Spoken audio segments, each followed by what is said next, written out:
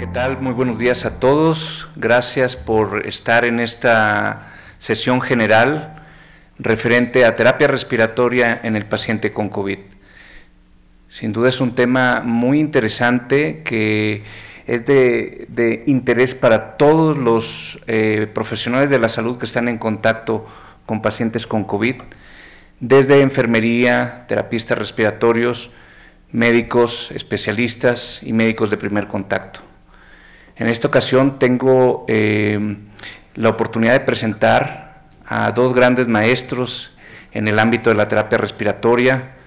Ambos fueron maestros míos durante la residencia y ahora tengo pues el gran honor de que sean mis amigos, la doctora Saraí Toral Freire y el doctor Rogelio García Torrentera. Empezaremos primero abordando el tema de los medicamentos nebulizados en el paciente sin dispositivo de ventilación. Es un tema de mucha controversia desde el inicio de la pandemia, y después de abordar este tema pasaremos al paciente en estado grave, al paciente en ventilación mecánica invasiva que requiere medicamentos nebulizados. Entonces daremos inicio con esta sesión general, dando paso al primer tema, y repito, para mí es de gran gusto presentar a la doctora Saraí Toral Freire. Ella es directora de la Escuela de Formación Técnica del Instituto Nacional de Enfermedades Respiratorias, es neumóloga y es rehabilitadora pulmonar, y la doctora Saraí nos va a hablar de este tema. Muchas gracias, Saraí, bienvenida. Buenos días, muchas gracias, Víctor, por la presentación. Un gusto estar esta mañana con todos ustedes. Y efectivamente vamos a iniciar esta mañana con esta plática que ha generado controversia a nivel mundial. ¿Se puede o no se puede nebulizar en pacientes con COVID? En los siguientes 20 minutos vamos a tocar los siguientes temas: introducción, la biofísica de los aerosoles, las indicaciones del tratamiento nebulizado en pacientes con COVID-19, qué técnica se recomienda para nebulizar, y trataremos de llegar a algunas conclusiones. Como todos ustedes saben, esta enfermedad, la COVID-19, es generada por un virus llamado SARS-CoV-2 que forma parte de la familia de los coronavirus. Estos virus tienen la característica de enfermar tanto animales como humanos, y en el ser humano a lo largo de la historia ha generado enfermedades desde muy leves como resfriado común, neumonía, el síndrome respiratorio de Oriente Medio o MERS y el síndrome respiratorio agudo severo SARS. Desde diciembre del 2019, la COVID-19.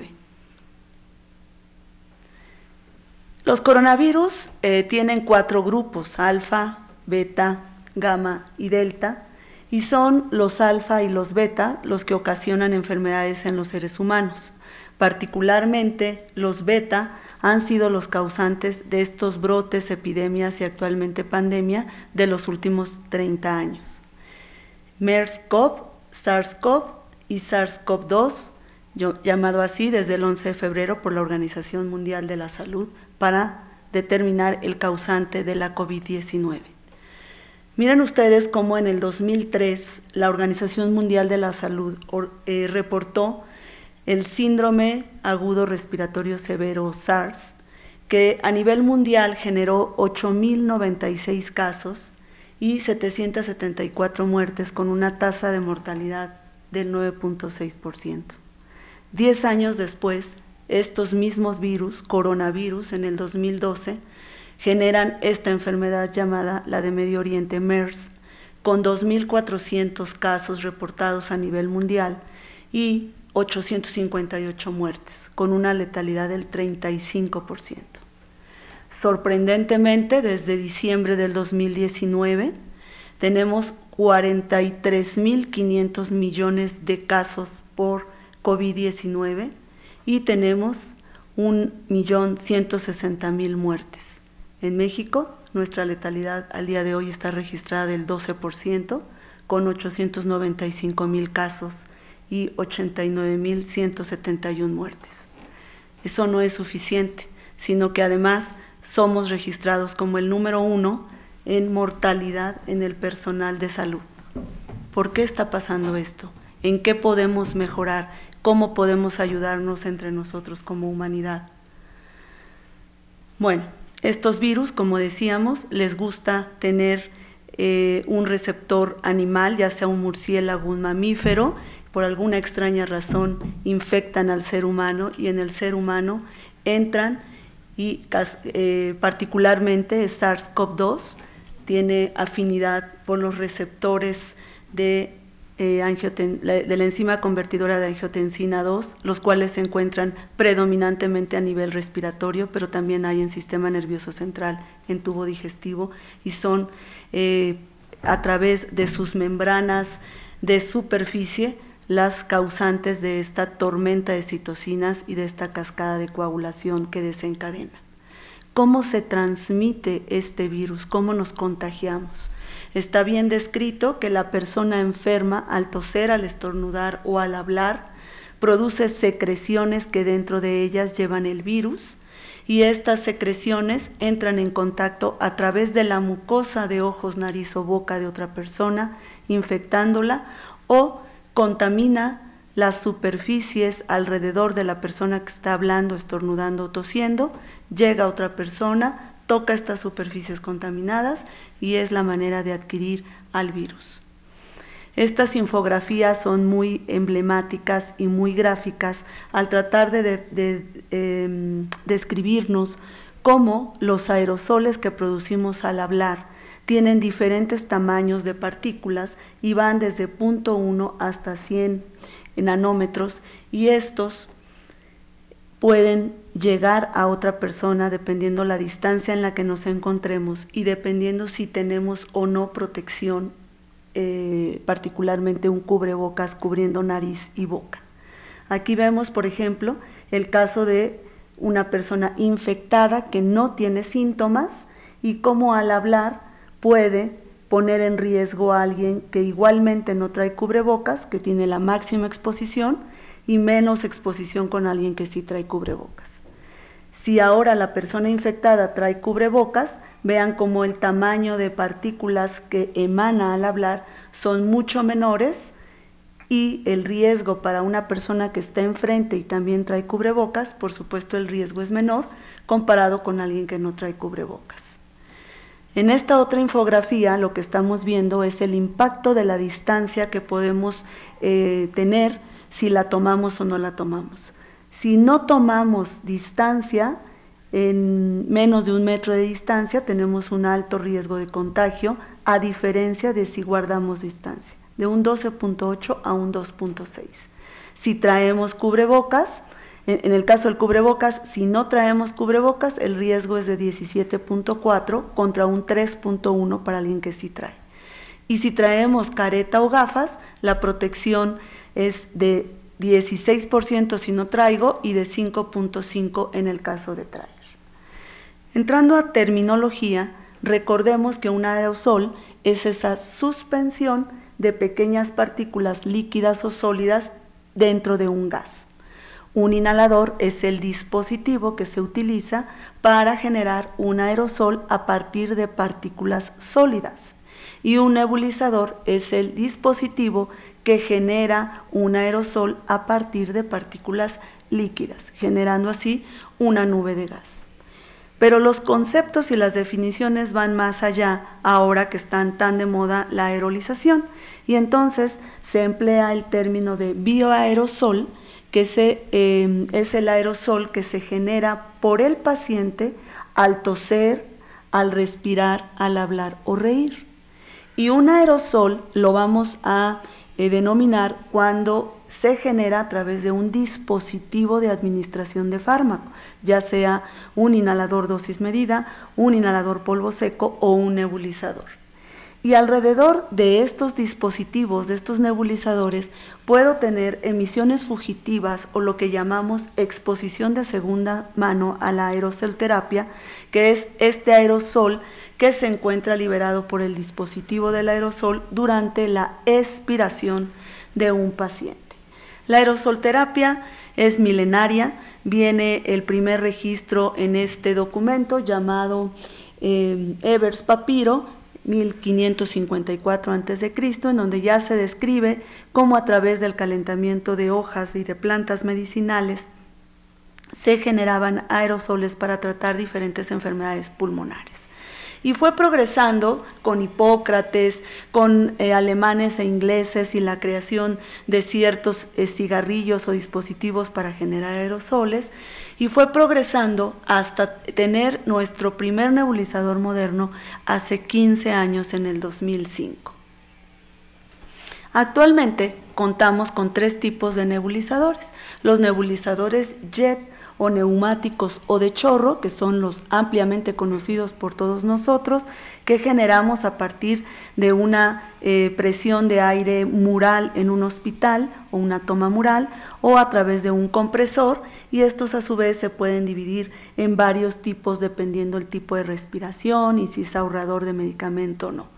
Tenemos los nebulizadores ultrasónicos, que particularmente también generan partículas muy pequeñas, y tenemos los nebulizadores de malla, que actualmente inclusive hay ya portátiles y son los ideales para nebulizar antibiótico, pero a través de ellos también podemos nebulizar otro tipo de medicamentos. ¿Qué tipo de medicamentos podemos y debemos nebulizar en COVID-19? Sin lugar a dudas, esteroides y broncodilatadores. Más adelante vamos a ver en qué momento está indicado. Y actualmente se corren estudios en donde quieren ver si la lidocaína tiene un componente y una acción contra la liberación de citocinas y entonces inhibir este proceso inflamatorio. Y también de interferón 2, el cual pues por supuesto está altamente incrementado en la enfermedad, y si nosotros damos el tratamiento nebulizado podemos inhibir este proceso. También hay estudios en donde se reporta la nebulización de heparina para disminuir de manera local los efectos trombóticos de la enfermedad. ¿Cuál es la biofísica de los aerosoles? Recuerden que los aerosoles se van a depositar dependiendo del tamaño que este mismo se genera. Los que están mayores de 10 micras van a estar depositados en la orofaringe, los que están entre 5 y 10 micras en las vías aéreas grandes, de 2 a 5 ya van a alcanzar vía aérea pequeña, y los menores de 2 micras van a llegar inclusive a los alvéolos. Va a depender también de la geometría de la vía aérea y de todas las leyes de la física que demandan un aerosol, como son la impactación, la sedimentación y la difusión. De tal modo que dependerá del mecanismo con el cual se nebulice, con el cual el paciente esté respirando, las características de la partícula, las características de la vía aérea, para que el fármaco llegue de manera adecuada al sitio adecuado. Pero esta ley también aplica no solo al aerosol medicinal, sino a estos aerosoles que estamos generando cuando hablamos. Se dice que la transmisión de la enfermedad se da a través de estas gotas que inclusive sentimos al hablar, que son grandes y que son pesadas, pero también se da a través de las microgotas, que vamos a determinar que son menores de 5 micras y que generan un aerosol como tal. Por lo tanto, esta nebulosa va a quedar suspendida y el virus puede quedar inclusive algunas horas suspendido en el aire, favoreciendo la transmisión hacia otras personas. De tal manera que los nebulizadores pueden generar partículas de entre 2 hasta 8 micras, y esto puede hacer que transporte diferentes partículas, entre ellas virus y bacterias. Y estos mismos pueden ser expulsados y propulsados a la distancia dependiendo de la fuerza con la que yo emano la voz y dependiendo de los flujos de aire que se encuentren alrededor de nosotros. Miren ustedes, en esta infografía nos están explicando cómo podemos expulsar hasta 40.000 gotas a una velocidad de 100 metros por segundo durante un estornudo y durante una tos. Y esto puede generar aproximadamente 3.000 núcleos de gotas con una velocidad de 200 metros por segundo.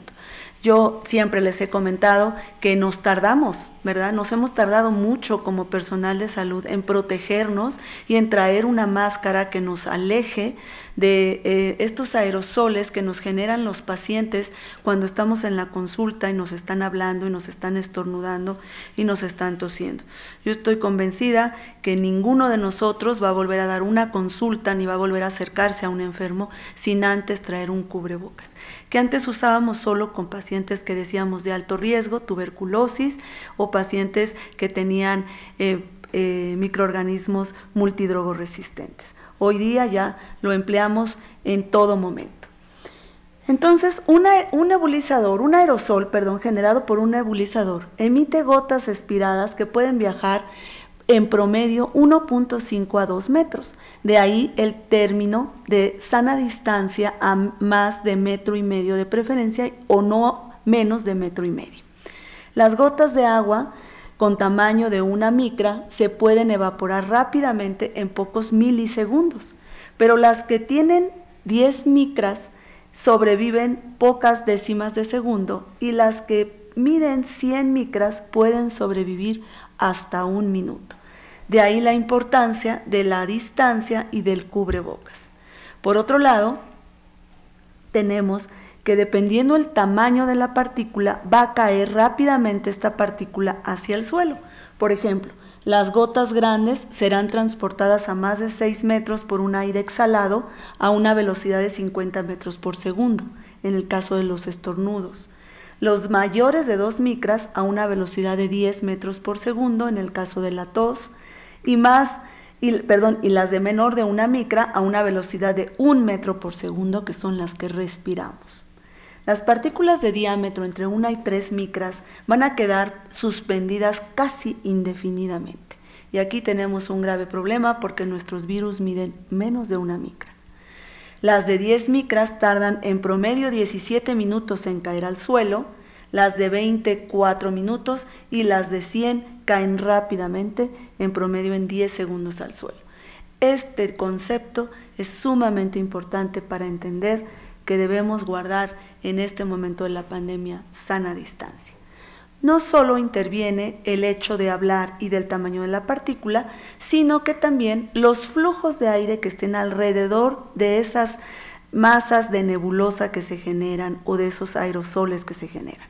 Esto significa que los flujos de aire y los remolinos que se generan con los movimientos, con las aperturas de las ventanas y con las aperturas de las puertas, tendrá mucho que ver para que el aerosol permanezca mucho más tiempo en el aire o caiga rápidamente o se quede pegado en otras superficies como la tela de la ropa o de las personas.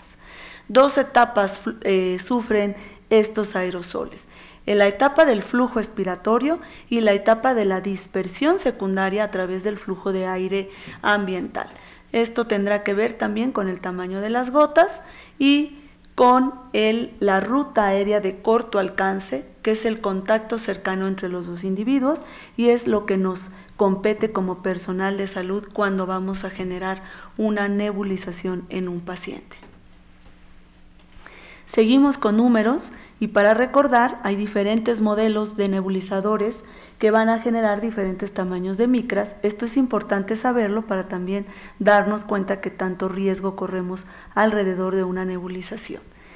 Recuerden que el tamaño de los virus puede ir de 0.02 a 0.3 micras y las bacterias son un poco mayores, de 0.5 a 10 micras. Estos tamaños tienen que ver con la suspensión del microorganismo dentro de una gota de aerosol que se genera durante la tos, durante el habla, durante la risa. Lo que sí se tiene muy corroborado hoy día es que hay 2 factores que tienen que ver para que el personal de salud corra mayor riesgo alrededor de una nebulización de un paciente con SARS-CoV-2. Esto tiene que ver con el tiempo de exposición y el cumplimiento deficiente del control de infecciones, como un lavado deficiente de manos, que pueden estar asociados a mayor riesgo de infección adquirida en el trabajo. Si yo estoy mucho tiempo expuesto y si no me estoy en continuo haciendo higiene de manos, corro mayor riesgo. Y el segundo factor es estar en espacios inadecuados, pequeños, hacinados, sin ventilación adecuada y con ineficiencia del equipo de protección personal. Estos son los dos factores contundentes que desde SARS-CoV, desde hace 10 años, se tiene bien descrito y fue el momento en el que se puso el comentario de que las nebulizaciones favorecían la infección en el personal de salud y el contagio.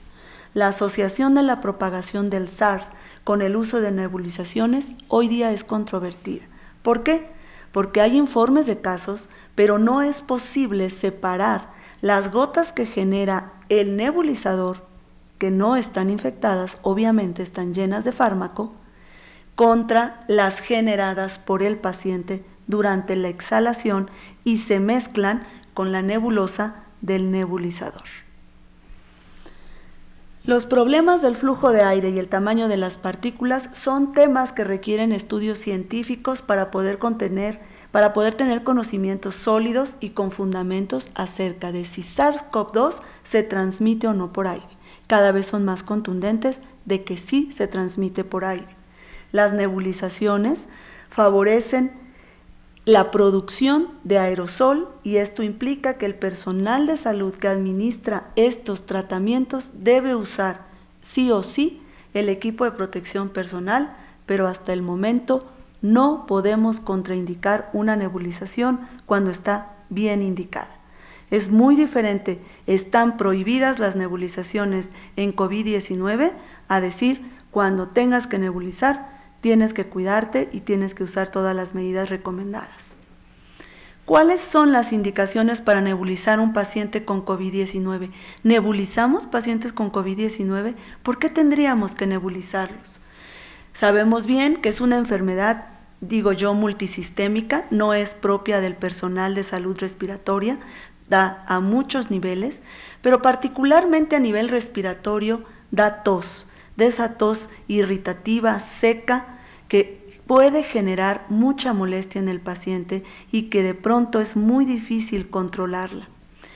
¿Por qué? Pues porque el virus penetra, inflama la vía aérea, elimina nuestros factores normales de defensa, barre nuestro epitelio mucociliar y eso genera irritación y estimulación de nuestros receptores que generan tos.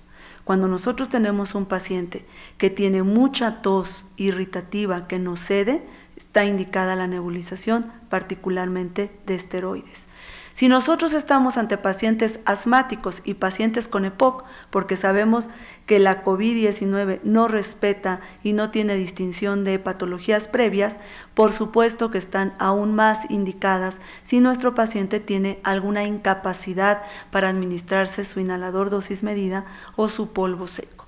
Estas guías marcan puntualmente cada una de las guías y desde qué año han recomendado las nebulizaciones como tratamiento de primera elección antes que usar un IDM o un polvo seco. Y es en ellas en donde también tenemos que basar y en paralelo aplicar el tratamiento para nuestros pacientes con COVID-19. De tal manera que nuestros pacientes que estén con mucha dificultad respiratoria, con tos, no se diga si tienen broncoespasmo y yo puedo auscultarlo en el hospital y encontrar sibilancias, está perfectamente indicado el uso de esteroides y broncodilatadores.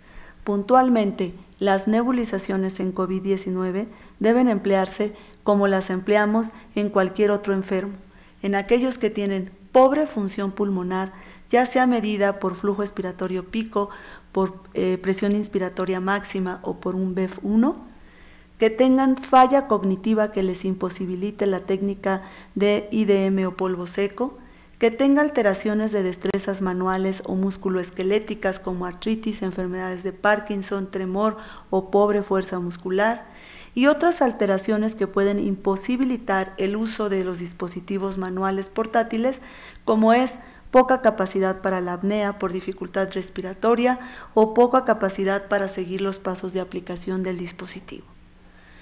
Finalmente, ¿qué recomendaciones tenemos para poder nebulizar a un paciente con COVID-19? Son 10 puntos que no debemos olvidar como personal de salud. El primero, disminuir la frecuencia de administración de medicamentos inhalados si no están indicados. no debemos prescribirlos por prescribirlos. Usar filtros en los nebulizadores en la medida que sea posible. Considerar el uso de boquilla porque habrá menos fuga de aerosol a diferencia de mascarilla. Además que con la boquilla tenemos mejor penetración del aerosol en la vía aérea inferior. Administrar aerosolterapia en salas con presión negativa en la medida de lo posible. Vestir el equipo de protección personal por el personal que administra la terapia. Si estoy en domicilio, que el paciente se nebulice solo. Si es incapaz de nebulizarse solo, que el personal que lo esté asistiendo, el familiar o la enfermera, traiga el equipo de protección personal. Además, mantener una distancia mayor o igual a 1 metro del paciente que se está nebulizando, cerrar puertas, cerrar ventanas y no generar cambios de flujo de aire durante la nebulización. Por supuesto, el lavado de mano con la técnica correcta. Limpiar o desinfectar todos los productos del nebulizador después del uso. Cumplir con la orientación y las políticas que rigen la CDC o nuestros lineamientos federales o estatales de salud, y aconsejar a los pacientes que reciben el alta hospitalaria que si requieren continuar el tratamiento domiciliario, lleven todas las medidas anteriores y lo hagan en áreas cerradas, en donde después de 2 horas de haberse nebulizado, tiene que recibir esa habitación ventilación para disminuir el depósito del microorganismo en el aire. Hoy día, la Organización Mundial de la Salud no recomienda un tratamiento o procedimiento específico para tratar el nuevo coronavirus. No son recetas de cocina, pero nos dice, si tú tienes que usar un procedimiento que genera un aerosol, incluyendo las nebulizaciones, por favor, protégete y usa tu equipo de protección personal. ¿Con qué concluyo finalmente? Las nebulizaciones están bien indicadas en pacientes con COVID-19, siempre y cuando cumplamos todas las recomendaciones anteriormente mencionadas. Debemos usar el equipo de protección personal, no debemos hacer uso de medicamentos no diseñados para nebulizar en ellos, y por supuesto debemos promover siempre el uso de mascarilla N95 por el personal que va a usar y que va a emplear la nebulización con nuestros pacientes. Me permito compartir la bibliografía del tema anterior y finalmente yo siempre dedico estas pláticas en esta pandemia a todo el personal de salud que ya se nos adelantó y que cada uno de nosotros somos responsables de estarnos día a día actualizando en temas de COVID-19, lavarnos las manos, higienizar siempre nuestra área, sanitizar siempre nuestra área de trabajo para evitar que sigamos siendo el número 1 en decesos de profesionales de la salud en el mundo. Por su atención, muchas gracias. Muchas gracias. Muy interesante lo que nos acaba de platicar la doctora Saraí Toral Freire. Sin duda, a esto tiene que quedar muy claro. Cada caso, cada paciente se tiene que individualizar y analizar bien los pros y contras del tratamiento que se va a utilizar. Pero lo que no debe quedar en duda es que todo el personal debe de utilizar el equipo de protección personal completo y una higiene de manos adecuada al terminar el procedimiento. Esto es lo que pasa, o lo que nos platicó la doctora Saraí Toral, es lo que vemos con el paciente que tiene una enfermedad moderada, pero ¿qué pasa con el paciente que está en estado crítico, que está en ventilación mecánica y que requiere de medicamentos nebulizados, tanto broncodilatadores, esteroides, antibióticos? ¿Cuáles son las características de los circuitos? ¿Cuáles son las características de los medicamentos y los dispositivos? ¿Y qué arreglos o qué ajustes tenemos que hacer en nuestros circuitos o ventiladores para administrar de la mejor manera y de la forma más segura estos medicamentos? Ahora el doctor Rogelio García Torrentera nos va a hablar de este tema. El doctor Rogelio García Torrentera es internista y neumólogo. Es el profesor titular de la alta especialidad en fisiología y terapia respiratoria en el instituto, aquí en el INER. Y bueno, es un experto, sin duda, todo el mundo quien lo conoce sabe que es un maestro en el tema de la terapia respiratoria, y es por eso que le he pedido al doctor Rogelio que nos hable de los medicamentos nebulizados en el paciente con ventilación mecánica y COVID. Muchas gracias, doctor Rogelio. Muy buenos días a todos. Muchas gracias al doctor Víctor Mendoza por la invitación y a ustedes por estar aquí presenciándola. Y bueno, pues como ya lo comentó el doctor Víctor y la doctora Saraí, gracias. Él nos explicó muy bien el tema de la fisiopatología, de la cual, bueno, pues se habla múltiples situaciones de este virus que se está aprendiendo cada día en el mundo y cada uno de nosotros aprendiendo de cómo este virus entrando al cuerpo humano por transmisión aérea, como ya lo explicó muy bien la doctora Saraí Toral, pues genera todo este proceso de inflamación y estas imágenes que pues ya conocíamos desde hace algunos años por los diseñadores de esta ilustración, de cómo toda la fisiopatología genera una inflamación intensa, no solo en el alveolo, en el intersticio y en el capilar, y pues da pie a un síndrome de insuficiencia respiratoria que realmente es complejo y complicado su manejo. Se habla de los órganos que afecta principalmente, y el de más cuidado y el de más severidad es la neumonía.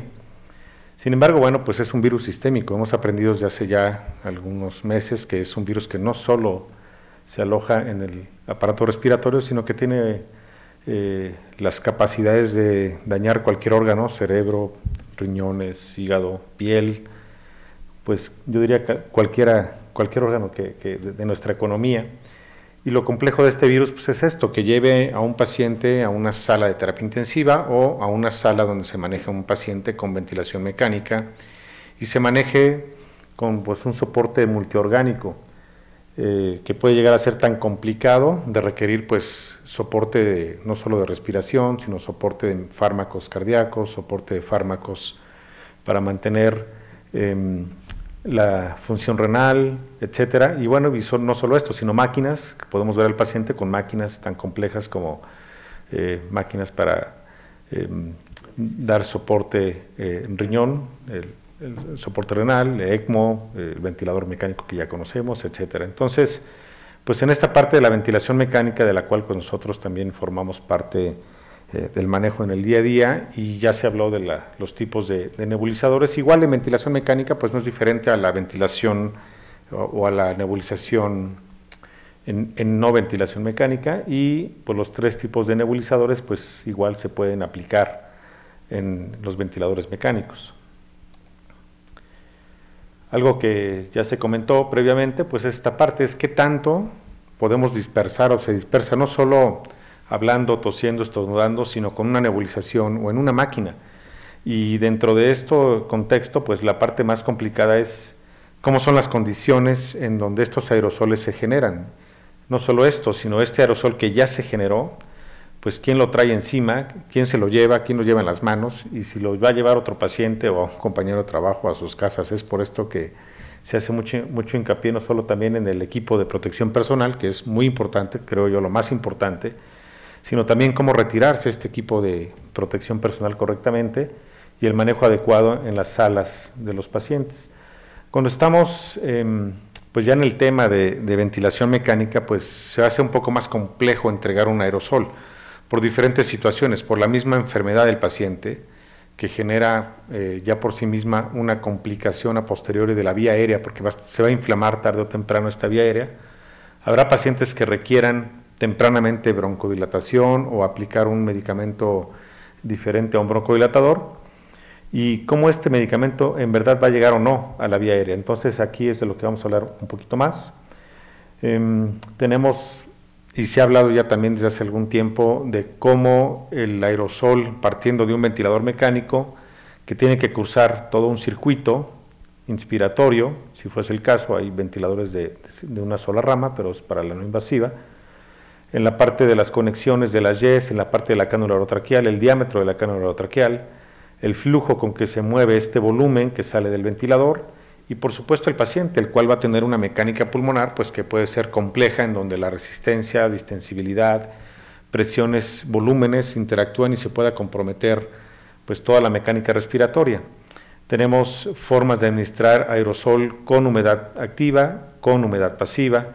Si es con humedad pasiva se hace un poco más complejo, que es la recomendación que se dio al principio. Sin embargo, no hay sustento para contraindicar humedad activa porque es un circuito cerrado. Siempre la pregunta y el temor es que la humedad activa puede generar más contaminación en el circuito. Finalmente un circuito se va a estar desconectando y conectando desde posterior a que se intuba un paciente, pues si se traslada a otra unidad, a otra área del hospital, si el paciente requiere un cambio de circuito, un cambio de intercambiador de humedad, el cual según la Asociación Americana de Cuidado Respiratorio pues se va a hacer cada 48 horas, puede ser más tiempo. Hemos visto que realmente algunos, dependiendo de las marcas y los tipos de intercambiadores de humedad, pues puede ser más tiempo. Entonces, ¿qué tanto este aerosol va a llegar aquí? Y si la pregunta principal y la más compleja es si realmente el paciente ocupa este medicamento nebulizado y cómo sabemos si lo va a necesitar. Una vez que decidimos seleccionar nuestro dispositivo JET, ultrasónico o nebulizadores de pequeño volumen, pues habrá que valorar qué tanto se puede disponer en la vía aérea, y esto es realmente complicado. Hay diferentes situaciones que lo mueven hacia una buena absorción o una buena cantidad de masa que se inhale en porcentaje hacia el pulmón, y dependerá pues no solo de esta parte del nebulizador, sino de qué tipo de nebulizador tiene, si es un nebulizador que se conecta directo al ventilador, en donde el propio ventilador trae un compresor que puede tardar algunos minutos y en muchas ocasiones el tiempo no es suficiente para dar toda la dosis adecuada, y este nebulizador que depende, si tienes un flujo externo, en donde el flujo externo va a ser inversamente proporcional a la presión de este nebulizador, y por supuesto se conecta a través de un conector especial hacia al circuito, en donde ese circuito lleva pues la programación que tú generaste en el ventilador para que el paciente reciba un volumen corriente, un flujo, una presión positiva al final de la expiración, una frecuencia respiratoria, programas un tiempo inspirado, y todos estos factores pues hacen que se haga algo realmente complicado, porque no solo son las presiones que se puede manejar acá, sino la presión que está en el circuito transmitida indirectamente por la mecánica del pulmón. Existen algunas proposiciones en donde algún conector como este, que se le llama aire, es algo como un sistema de jet, perdónenme, en donde tendrás sistema de humedad activa o sistema de humedad pasiva. Al principio es muy parecido a nuestros nebulizadores, el detalle es que tiene que es un circuito, es un bypass, lo cual optimiza el abordaje, más bien el depósito del medicamento, pero también está supeditado a la programación del ventilador, a qué modo ventilatorio y la mecánica del paciente. Esto es cuando tenemos un intercambiador de humedad, ¿sí? Que también este intercambiador de humedad pues tendríamos que ponerlo, por supuesto. Este es uno que tiene válvula que permite el paso de la nebulización. Una vez que se nebulizó se regresa a continuar humidificando. Entonces estos todavía no son muy populares en nuestro país, pero bueno, yo creo que no tardará mucho en manejarse esto.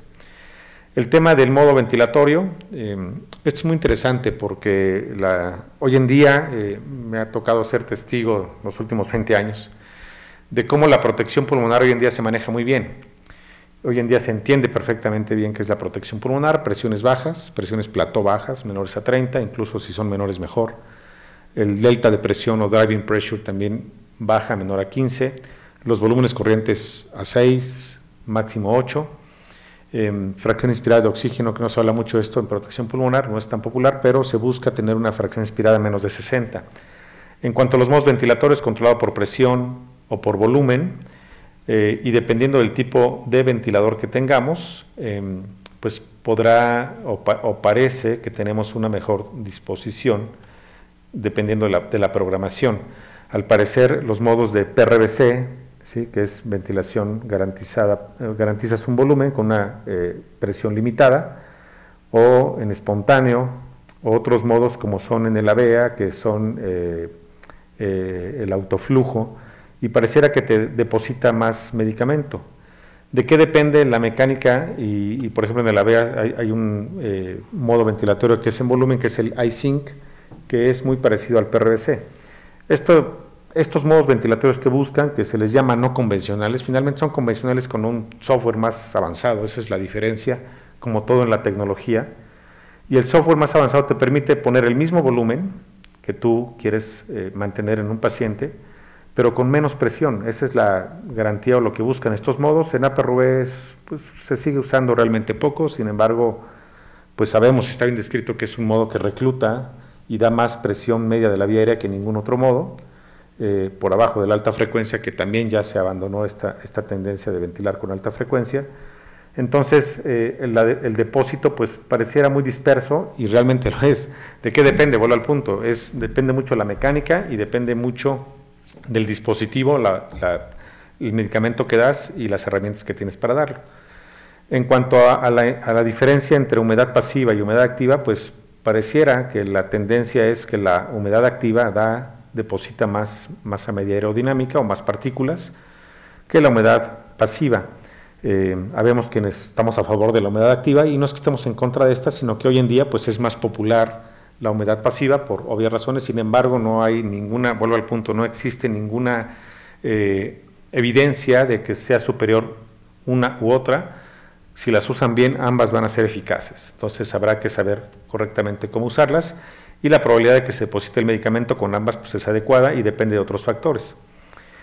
Hoy en día pues son populares también estos espaciadores, principalmente aquí en nuestro instituto usamos mucho el Aerovent, particularmente es uno de mis preferidos porque se colapsa y te evita el espacio muerto, que hoy en día también el espacio muerto ya no es un problema porque los circuitos del ventilador compensan perfectamente este espacio muerto que no se compensaba anteriormente, y lo digo, bueno, entiendo que de repente hay hospitales que no tienen ventiladores que hagan estas compensaciones, sé que aún existen, pero yo creo que tal vez sean menos con la compra masiva de tantos ventiladores.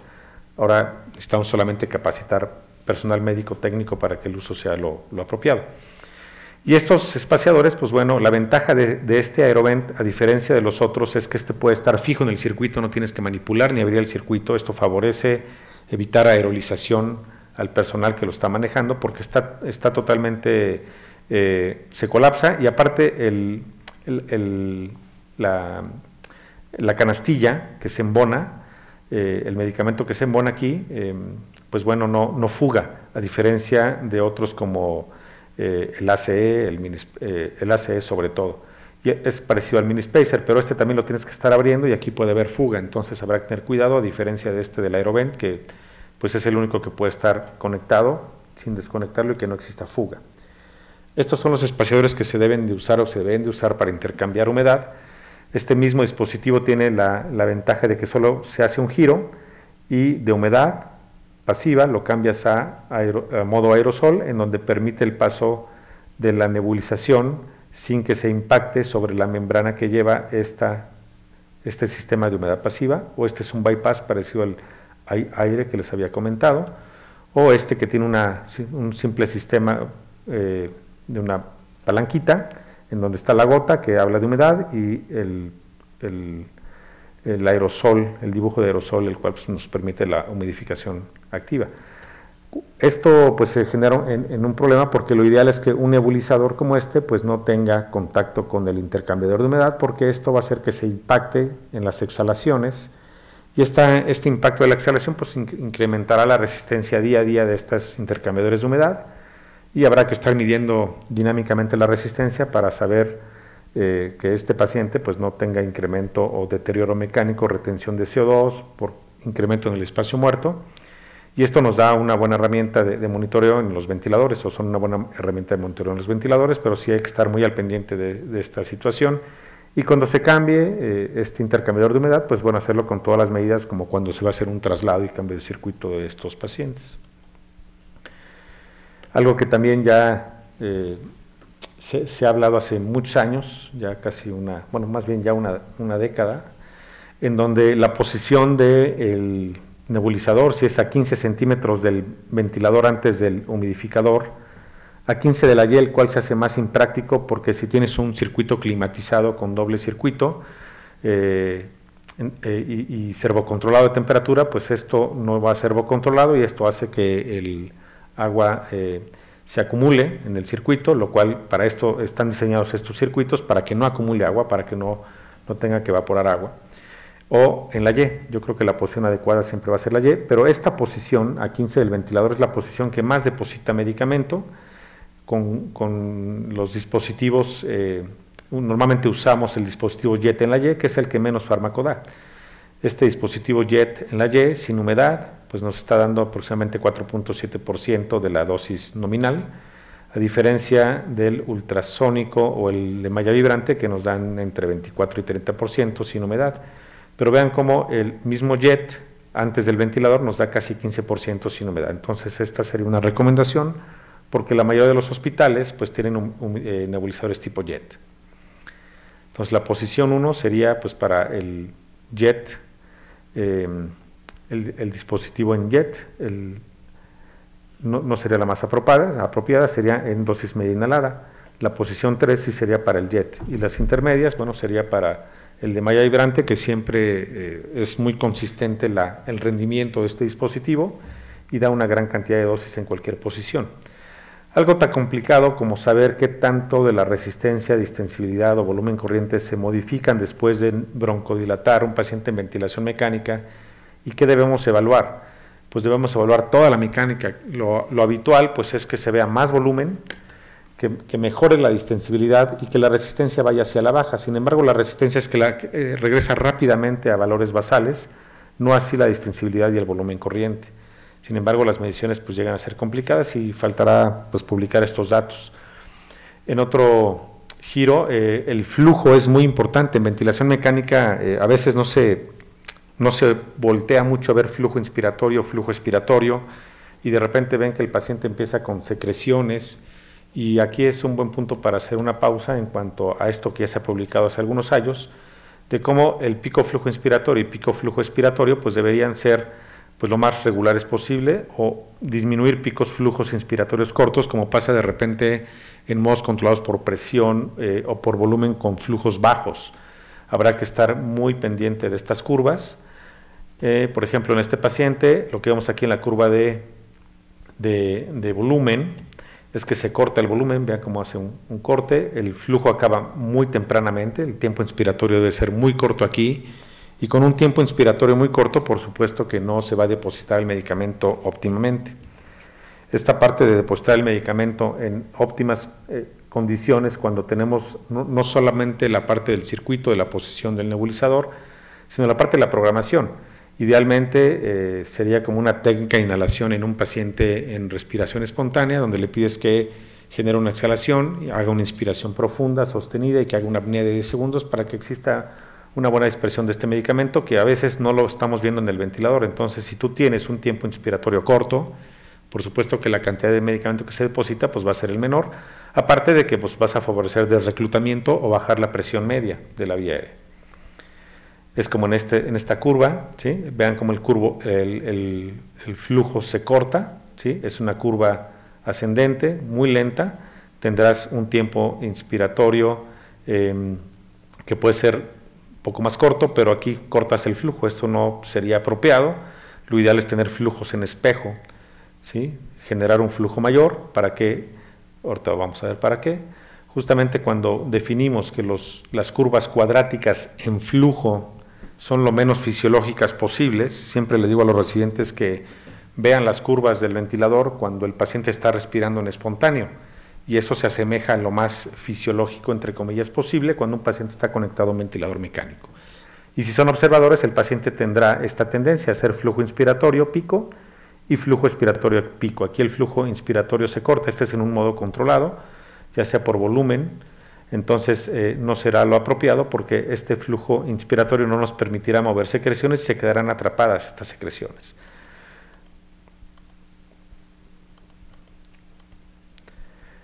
En la parte de no invasiva, que pues sigue siendo todavía una controversia de este lado del continente, de donde estamos nosotros, en la parte europea pues, y la parte asiática es muy popular la ventilación no invasiva. Creo que vale la pena comentar un poco al respecto. Y no es que, ya lo comentaba muy bien la doctora Saraí Toral, la parte más importante cuando estás expuesto a aerosoles, pues es esto, la protección. la protección que usamos todos, todo el tiempo, cuando estamos con un paciente que genera aerosoles. Además, se generan herramientas para que también estos dispositivos pues generen la menor exhalación, así como se habla del cubrebocas, igual se puede ya sea poner un filtro o proteger con cubrebocas esta parte, y lo cual pues disminuirá la lejanía de la aerolización del viaje de estos aerosoles. En este contexto, bueno, pues es muy parecido a ventilación mecánica, sin embargo aquí ya hablé del circuito, ya habré relacionado con el dispositivo de humedad, con la mecánica del paciente, con los dispositivos. Aquí tenemos la interfase que puede ser face mask o puede ser oronasal, nasal, la completa, la total face, o el casco, que también es muy popular en Europa. Sin embargo, pues hay mucha demanda de estos hay en esa parte del mundo, y por supuesto no llegan aquí a América. Y los parámetros de programación, o el modo que vas a programar en el ventilador, además del circuito, que es una sola rama. Ya es muy raro ver una sola rama, algunos extrañamos todavía estos circuitos de una sola rama por el shape triggering que tenían los ventiladores Respironics, que era muy eficaz. Entonces, el sincronizar, ¿sí?, con la inspiración o no es importante. Aquí con los aerovent que ya les comentaba, sin humedad o con humedad, vean cómo el porcentaje de masa inhalada pues puede disminuir con o sin humedad, como igual sincronizar con la inspiración y con la expiración.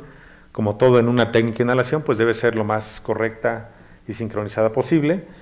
El dispositivo, ya sea el aerovent, aquí sí debe ser proximal, a diferencia de la ventilación mecánica. El dosis media inhalada y el aerosol debe ser proximal en ambas condiciones, y por supuesto para optimizar el depósito respiratorio, pues sí, lo ideal sería usar una máscara oronasal.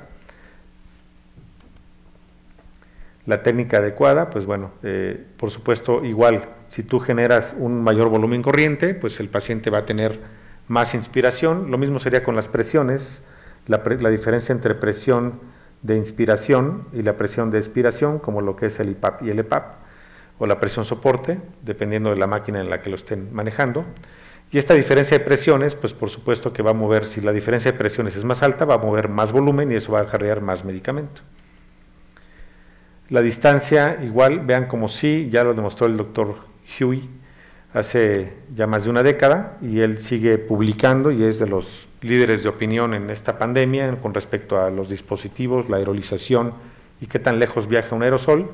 Sigue siendo líder, y estos estudios que él hacía ya hace más de 10 años de qué tanto viajaba el aerosol en nebulización, en una mascarilla de no invasiva o en una respiración convencional. Entonces, esta información que vemos qué tanto viaja, y ya lo había publicado hace 11 años, y lo cual esto le hizo un refresh ahora con esto del SARS-CoV. Y esta información se pensaba que algunos dispositivos, vean como la no invasiva, si es de una sola rama, que este es el otro tema de discusión, que hay algunos artículos que lo comentan, pero tampoco hay mucha información y muchos estudios al respecto. La ventilación no invasiva hace algunos años se manejaba con circuitos y mascarillas ventiladas. Hoy en día se manejan con mascarillas no ventiladas y con doble circuito, lo cual pues va a ser un sistema cerrado de ventilación, y solamente exhalará la poca fuga que tenga sobre la cara la interfaz con el paciente. Pero si es una abierta, vean como pues es 90 centímetros, una distancia más o menos de un hombro a la punta de los dedos. El nebulizador, que son 80 centímetros, la mascarilla alrededor de 40 centímetros, ya sea simple o la Venturi, las cánulas nasales en una respiración corriente, va a depender de la frecuencia respiratoria y del volumen corriente, pero estarán por ahí de los 35 centímetros, el alto flujo pues estará por ahí de los 17 centímetros, que pues hoy en día ya también afortunadamente es más popular en muchos hospitales e instituciones, y pues puede salvar a un paciente de una intubación. Va a depender mucho del contexto clínico, de la decisión del clínico y del manejo que se le dé a este paciente. Esto que se trabajó hace algún tiempo para decidir o comentar un poco de qué tanto se puede comparar entre un paciente en ventilación espontánea o ventilación controlada, ¿sí?, la posición y la técnica adecuada para dar los aerosoles. Pues el tipo de humedad, ya comentamos, humedad activa, humedad pasiva, el flujo inspiratorio, este flujo inspiratorio que debe ser lo más alto posible, idealmente mayor a 30 litros por segundo, y bueno, el tipo de aerosol que se va a generar y en qué dispositivo lo vamos a generar. Al final estas técnicas pues están descritas en cualquier bibliografía de cómo usar correctamente, ya sea ventilación mecánica al jet, el MDI, el mesh o cualquier dispositivo que ustedes gusten, y están descritas en una guía que será publicada próximamente en la revista de la Sociedad. Y bueno, pues yo con esto agradezco su atención y aquí estamos. Muchas gracias. Muchas gracias al doctor Rogelio García Torrentera, muy interesante y un tema pues que es de gran importancia para los profesionales de la salud, tanto de área de urgencias y de terapia intensiva. Bueno, pues para nosotros ha sido un gusto participar en esta sesión general, una de las primeras que van a abordar los temas de terapia respiratoria en COVID, sin duda un tema muy interesante y que habrá muchas preguntas y referente a estos temas.